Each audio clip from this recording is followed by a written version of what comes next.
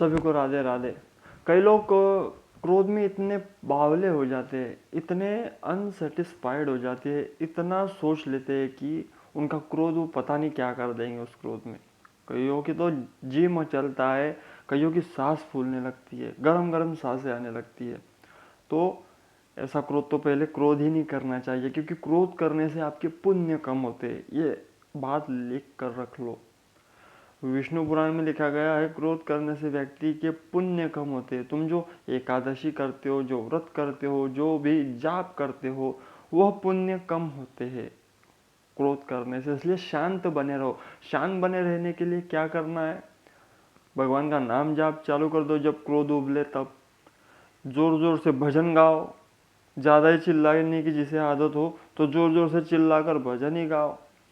और क्रोध शांत करना है तो लंबी से लंबी सांसें लो। अपनी सांसों को लंबी लंबी लो। ये मनोवैज्ञानिक लोग कहते हैं लंबी लंबी गहरी सांस ले। प्राणायाम करने लग जाओ। ये क्रोध शांत करने के उपाय है। दूसरा, ठंडा पानी पी ले। और मैं एक उपाय बताते आया हूँ कि स्वयं को आईने में देख ले, क्योंकि क्रोध आपके शरीर पर नहीं हावी होता, केवल आपके मन पर होता है। जब आप अपने शरीर को देखेंगे तो शरीर शांत होगा, लेकिन अंदर खलबली मची होंगी। जब आप स्वयं को देख लोगे तो शांत हो जाओगे। ये भी बात है। हाँ, जिनके पैर गंदे होते हैं वो भी चिड़चिड़ापन करते, क्रोध करते, तो ट्राई करो अपने पैरों को साफ रखो। जिनके पैर धूल मिट्टी इत्यादि से ज़्यादा लथपथ हो, गंदे हुए हो, वो व्यक्ति चिड़चिड़ा हो जाता है, ऐसा भी मानना है। तो क्रोध पहली बात तो करे नहीं, क्योंकि क्रोध आता कब है? कब आता है क्रोध? जब कामनाएं पूर्ण नहीं होती। जब हम ये सोचते हैं कि ऐसा होगा तो वो न हो, उसके बाद हमें क्रोध आता है। तो क्रोध कामनाओं के कोख से उत्पन्न होता है। इसलिए कामना करो ही मत, निष्काम बने रहो। हर बात के दो चीज़ें, दो पहलू समझ कर रखो। ए या बी, ये होगा या ना होगा, ना हुआ था ऐसा बिगड़ेगा, ये सोचकर पहले ही रखोगे तो क्रोध नहीं आएगा। फिर आपने सोचा हुआ होगा कि नहीं ऐसा नहीं तो ऐसा होना ही था तो हुआ। ये थिंकिंग यदि अपना लोगे तो कभी क्रोध नहीं कर पाओगे लाइफ में। हमेशा दो पहलुओं पर चलो। ये जितने भी महाराज लोग हैं ये शांत क्यों होते हैं पता है? क्योंकि ये हमेशा दो पहलू सोच कर रखते हैं, एक पॉजिटिव भी एक नेगेटिव भी।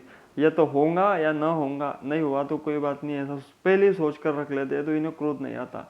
ये रिलैक्स मोड में रहते हैं, ठीक है कोई बात नहीं हुआ तो।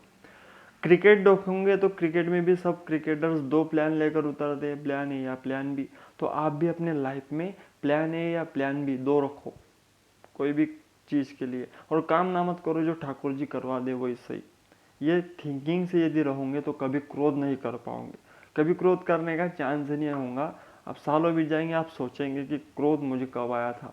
हाँ, बच्चों को सिखाने, बच्चों को अनुशासित करने के लिए या अनुशासन के लिए क्रोध आवश्यक है। यदि अनुशासन के लिए क्रोध नहीं किया जाएगा तो बच्चे बिगड़ जाएंगे, या जिसे आपको सुधारना है वो सुधर नहीं पाएगा और बिगड़ ही जाएगा। इसलिए अनुशासन के लिए क्रोध अवश्य करो।